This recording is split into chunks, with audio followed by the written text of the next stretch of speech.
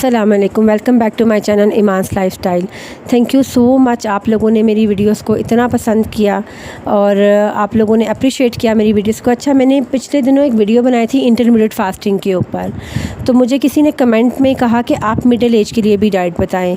अच्छा, middle age के लिए डाइट कोई ऐसी स्पेशल डाइट तो नहीं है, लेकिन हाँ, हम जैसे डिफ़ाइन करते हैं ना कुछ चीज़ें बच्चों के लिए कि जी ये ग्रोइंग बच्चे हैं, इनके लिए जैसे एजड हैं तो इनको इनकी बॉडी में न्यूट्रिशन डेफिशिएंसी है, इनको ये देना चाहिए।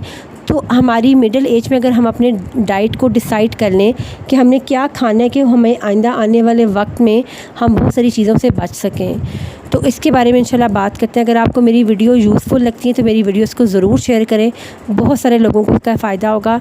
मेरी वीडियो को आप सब्सक्राइब करें और बेल आइकन पे को प्रेस करें ताकि मेरी आइंदा आने वाली वीडियोस का नोटिफिकेशन मिल सके आपको।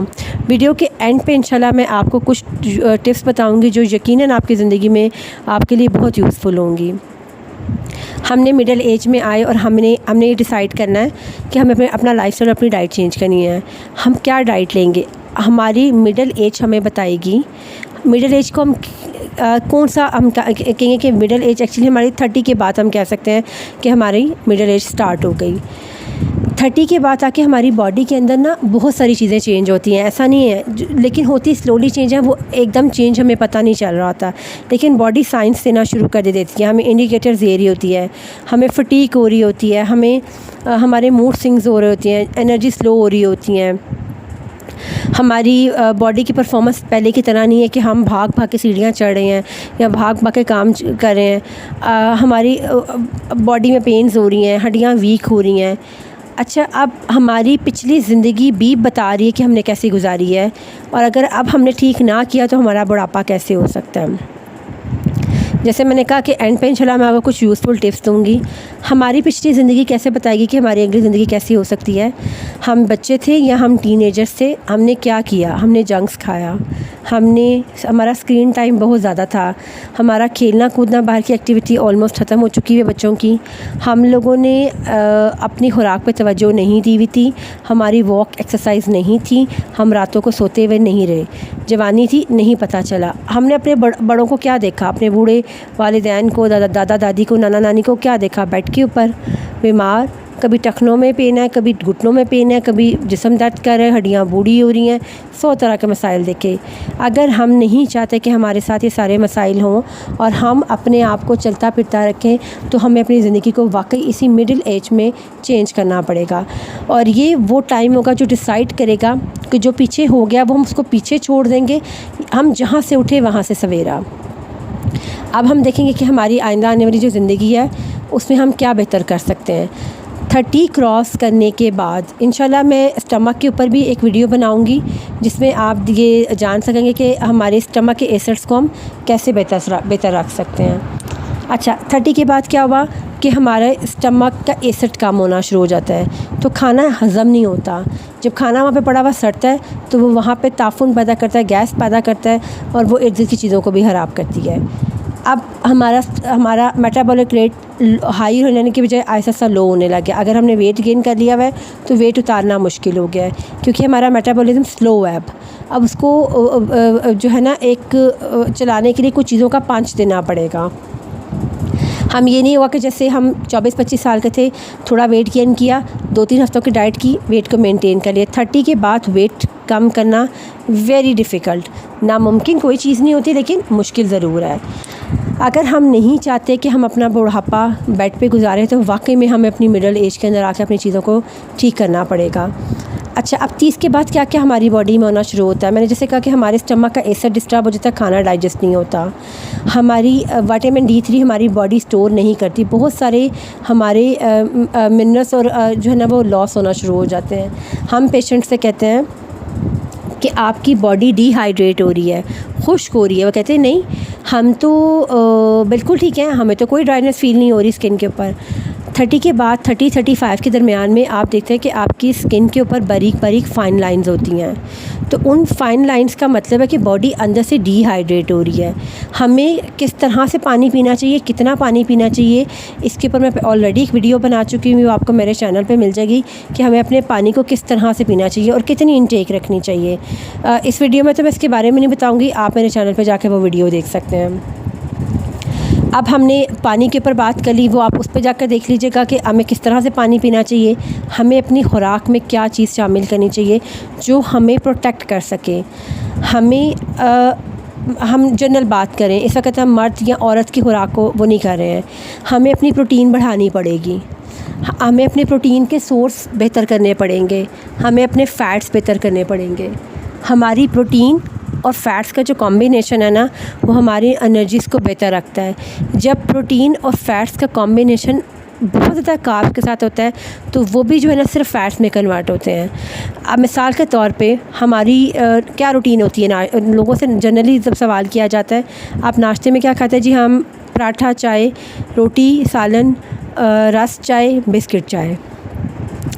दोपहर में भी रोटी चावल सालन के साथ, रोटी खा ली या सालन, रोटी खा ली सालन के साथ या चावल खा ली सालन के साथ, सेम वो भी रात को भी रोटी चावल सालन के साथ।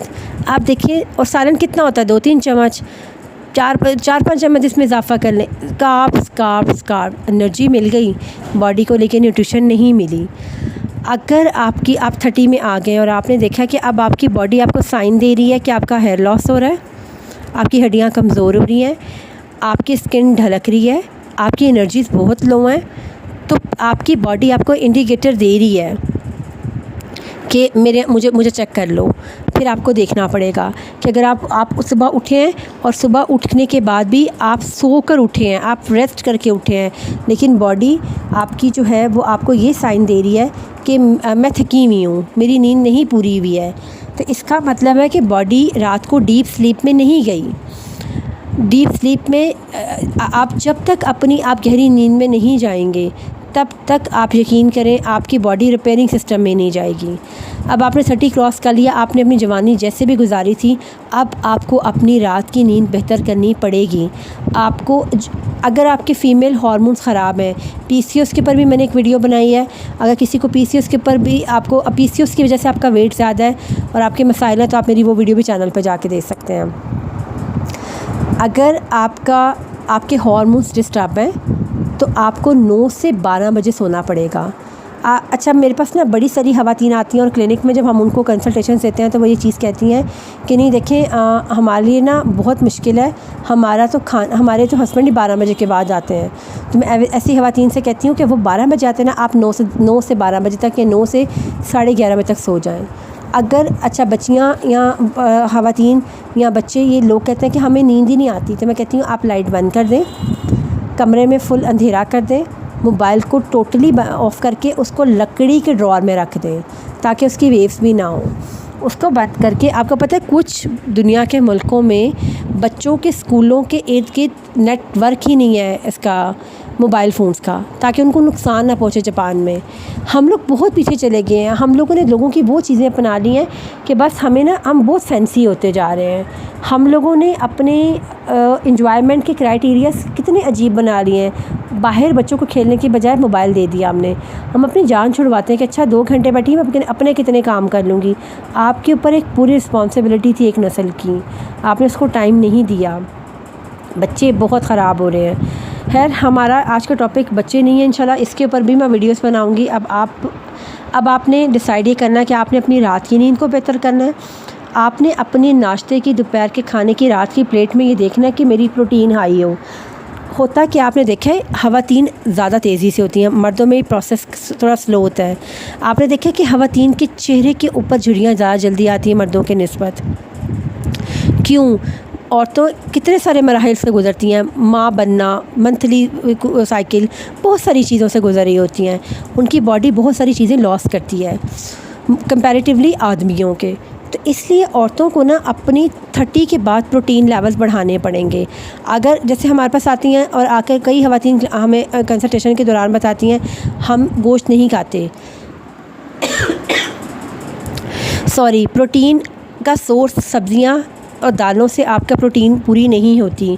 अगर आपको अपना मसल हेल्दी रखना है तो आपको प्रोटीन की इंटेक बढ़ानी पड़ेगी। एक फ़ीमेल बॉडी को या एक ह्यूमन बॉडी को ये मस्ट करना पड़ेगा कि उसको दिन में 3 दफ़ा वो अंडा ज़रूर खाएं। दिन में 3 अंडे आप ज़रूर खाएं।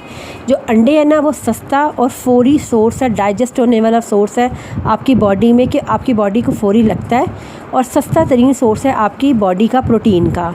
अच्छा, अब 3 अंडे आप दिन में सुबह दोपहर शाम के भी खा सकते हैं, एक साथ भी खा सकते हैं। अब साथ ही मुझे पता है आप लोग कमेंट्स में या क्लिनिक में मुझसे बहुत सवाल होता है, जी अंडा तो हमारा कोलेस्ट्रॉल लेवल बढ़ा देगा। अंडे में बैड कोलेस्ट्रॉल नहीं होता। ये 1940 की तहकीक थी। खुदारा अपनी चीज़ों से निकले, दुनिया कहाँ से कहाँ पहुँच गई है। अंडे की जर्दी के अंदर सिर्फ 1 ड्रॉप ऑयल का होता है, वो भी गुड कोलेस्ट्रॉल है। आप अंडा यूज़ कर सकते हैं। अपने नाश्ते में अंडे बढ़ाएं। मिसाल के तौर पे अगर आप 4 स्लाइस लेते हैं तो आप अंडे 3 करें और स्लाइस 1 से 1.5 करें। चाय के कप में चीनी के बजाय स्टीविया का इस्तेमाल करें। दोपहर का खाना है तो दोपहर में आप रोटी का इस्तेमाल कर लें सालन के साथ। जैसे मैंने अंडे का, अगर आप सुबह 1 अंडा खाया तो दोपहर को अगर आपके पास चिकन, बीफ, मटन का कोई जो पीस है वो कम है तो प्रोटीन को बढ़ाने के लिए आप एक उबला हुआ अंडा ऐड कर लें। अपने सलाद को ज़्यादा, रात की बजाय दोपहर को सलाद दें। रात को सलाद को डाइजेस्ट होने में टाइम लगता है। अपनी स्टीम या रोज़ वेजिटेबल्स जो लेनी है वो सलाद के तौर पर वो दोपहर में लें। अगर फिर भी आप कहते हैं कि हमने रात को रोटी चावल के बगैर गुजारा नहीं होता तो चावल लें, रोटी की बजाय चावल लें।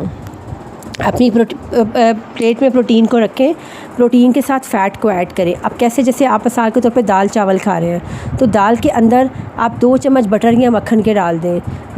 बटर मक्खन डाल दें या देसी घी के डाल दें या कोकोनट ऑयल डाल दें। चावलों के और उसके साथ आपने कोई साथ चिकन थोड़ा सा ले लिया, बीफ, मटन, चिकन या फ़िश, आपको भी प्रोटीन का सोर्स ले सकते हैं, वो आपकी अपनी चॉइस के ऊपर है।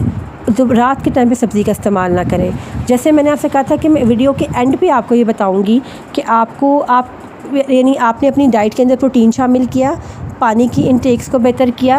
अब आपकी बॉडी डेफिशिएंट हो गई है। कुछ चीज़ें अब 30 के बाद उसने स्टोर नहीं करनी, तो अब आपको अपनी बॉडी के लिए उन चीज़ों को कि जो अब आपकी बॉडी स्टोर नहीं करी, अब आपको फिर विटामिन्स का मदद लेनी पड़ेगी। अगर आप नहीं चाहते कि आपकी बॉडी, आपकी हड्डियाँ भुरभुरी हों, कमज़ोर हों, आप अपनी बहुत ज़्यादा एक्सट्रीम लेवल पे जाएं, तो विटामिन D3 बॉडी वेट के हिसाब से, अगर आपका बॉडी वेट 60 किलो है से ऊपर है तो 10,000 का इंटरनेशनल यूनिट IU एक दिन छोड़ के एक दिन K2+ कैल्शियम के साथ, मैग्नीशियम, विटामिन D3 K2 के साथ, B12 आयरन के साथ, और आपको आयरन और B12 लेना पड़ेगा।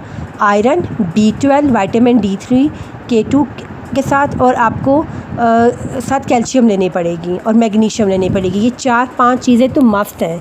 आप ये सोचें कि मैं कैल्शियम नहीं लूँगी तो विटामिन D3 आपकी बॉडी में जज़्ब नहीं होगी। अगर आप विटामिन D3 लेती जाएंगी तो विटामिन D3 को भी जज़्ब होने के लिए K2 और कैल्शियम चाहिए। अगर आप विटामिन B12 नहीं लेंगी, B12 के ऊपर भी मैंने एक शॉर्ट वीडियो बनाई है, आप मेरी वो भी जाके चैनल पर दे सकती हैं कि B12 लिए बगैर आप उसका मैजिक जान नहीं सकते। अगर आपको फटीक है तो आपको B12 लेना पड़ेगा। अगर आप चाहते हैं कि आपके बाल, आपके नेल्स, आपकी स्किन शाइन करे तो आयरन आपको लेना पड़ेगा। आपको B12 आयरन लेना पड़ेगा, ये भी आप एक दिन छोड़ के एक दिन ले सकते हैं। मैग्नीशियम, अगर आप चाहते हैं कि आपकी मसल हेल्थ बेहतर है, आपके मसल पुरसुकून रहे, तो रात को सोने से पहले इसका इस्तेमाल करें। आप इनमें से किसी भी विटामिन के बारे में जानना चाहते हैं तो मैं अलग से एक वीडियो बना दूंगी, आप मुझे कमेंट्स में बता सकते हैं। इन चीज़ों का कॉम्बिनेशन है। और एक और चीज़, एक बहुत यूज़फुल टिप, हमारे एशियन लोगों में मैंने ये चीज़ ज़्यादा देखी है, या कॉमन इंसानी रवैया कह दें, उसने अपने अंदर ये डिसाइड किया होता है कि मैं 30 से 40 साल की होंगी या 45 साल या 50 साल। उसने एक टाइम डिफ़ाइन किया होता है कि तब तक मैंने काम करना है, या मेरे बच्चे बड़े हो जाएंगे मैंने काम करना है, या मेरी सास बन के मैंने काम छोड़ देना है। जो इंसान अपनी रिटायरमेंट जब वो कर लेता है ना, तो वो वहाँ से उसका समझे ज़वाल शुरू हो जाता है। जो इंसान सोचता रहे कि मेरे पास जब तक ज़िंदगी है मैंने काम करना है, वो कभी बूढ़ा नहीं होता। एक मशीन है ना, आप उससे मुसलसल काम ले रहे हैं तो आपको उसके फॉल्ट नज़र आ रहे होते हैं कि अच्छा इस वक्त इसमें ऑयल की कमी आ रही है, इसमें पानी की कमी आ रही है, गर्म ज़्यादा हो रही है, ये ठंडी हो रही है, तो आप उसको साथ साथ रिपेयर करते हैं। आपने एक मशीन को साइड पे रख दिया और वो रखी हुई है, आप उसको ऊपर से तो साफ़ करें, लेकिन अंदर के फॉल्ट आपको इतनी जल्दी रिपेयर नहीं होते। लेकिन वो पड़ी इसमें मट्टी जंग लगता है, पानी पड़ता है, हवा पड़ती है, वो ख़राब होना शुरू, वो जैम होना शुरू हो जाती है। इंसानी बॉडी मशीनरी भी ऐसी है, इसको चलाते रहेंगे चलती रहेगी। तो ये मेरी एक यूज़फुल टिप है, अपनी ज़िंदगी से ना अपने दिमाग से रिटायरमेंट का ख़्याल निकाल दें। हमने जब तक अल्लाह की दी हुई ज़िंदगी है, हमारे पास सेहत, हमें अपने आप को चलाते फिराते रहना है। इंशाल्लाह आपसे अगली वीडियो में मिलेंगे। कुछ टॉपिक्स ऐसे हैं जिन पर जितनी भी बात कर ले तो ये कम है। आप लोग किसी टॉपिक के ऊपर चाहते हैं कि मैं वीडियो बनाऊं, जैसे मिडिल एज के बारे में किसी ने सवाल किया था, कि इसी तरह के किसी विटामिन्स के बारे में आपको कोई भी मसाइल है तो आप मुझे बता सकते हैं। मैं इंशाल्लाह उसकी वीडियो ज़रूर बनाकर आपको इसके बारे में एक्सप्लेन करूँगी। मिलते हैं अपनी अगली वीडियो में। अस्सलाम वालेकुम।